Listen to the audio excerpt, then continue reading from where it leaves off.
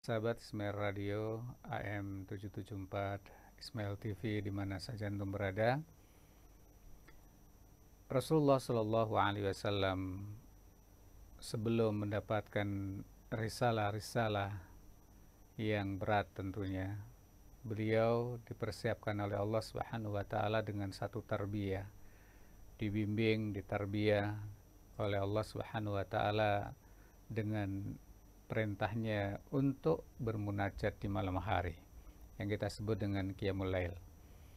Allah Subhanahu wa taala berfirman, "Ya ayyuhal muzammil, qumil laila illa qalila, nisfahu aw inqus minhu qalila aw zid 'alaihi warattilil qur'ana tartila."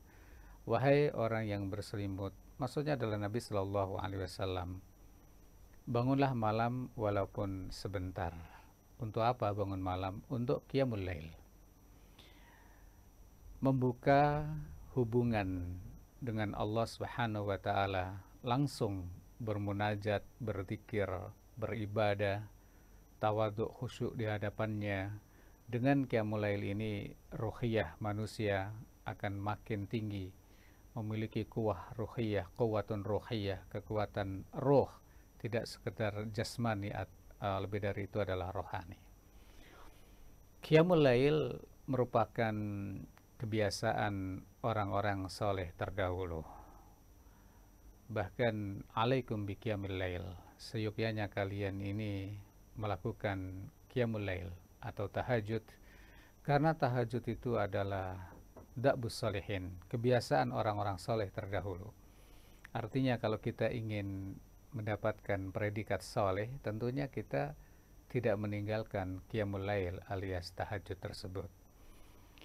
Dengan tahajud inilah Allah Subhanahu wa taala akan memberikan izzah, kemuliaan buat kita. Allah Subhanahu wa taala akan meninggikan derajat kita. Wa minal laili fatahajjat bihi nafilatan laka asa yab'atsaka maqaman mahmuda. Maqaman mahmuda adalah jannah. Allah Subhanahu wa taala memberikan jannah, maqaman mahmuda, kepada orang-orang yang qiyamul lail. Nah, sahabat Ismail Radio yang dimuliakan oleh Allah Subhanahu wa taala, Rasulullah Shallallahu alaihi wasallam pernah menasihati salah satu sahabatnya, ya Abdullah, wahai hamba Allah, ya, kamu jangan seperti fulan. Fulan dulu suka qiyamul lail, sekarang tidak qiyamul lail. Sahabat Ismail Radio, qiyamul lail memiliki ruh yang luar biasa, ruh perjuangan, semangat berjuang yang luar biasa. Dan Allah Subhanahu wa taala akan memuliakan pejuang-pejuangnya karena mereka melakukan qiyamul lail. Salahuddin Al-Ayyubi ketika hendak menaklukkan sebuah negeri, beliau memeriksa kemah-kemah pasukannya. Ketika beliau memeriksa isi tenda pasukan tersebut, qiyamul lail semuanya, beliau berkomentar, min huna yatin nasr wal fathu. Dari sinilah datangnya kemenangan dan pertolongan dan kemenangan Allah Subhanahu wa taala, dari Allah Subhanahu wa taala. Sebaliknya ketika beliau melihat pasukannya pada tidur, ya, tidak melakukan aktivitas malam, maka beliau pun berkomentar, min huna ta'til hazimah, dari sinilah datang kekalahan dan kehancuran.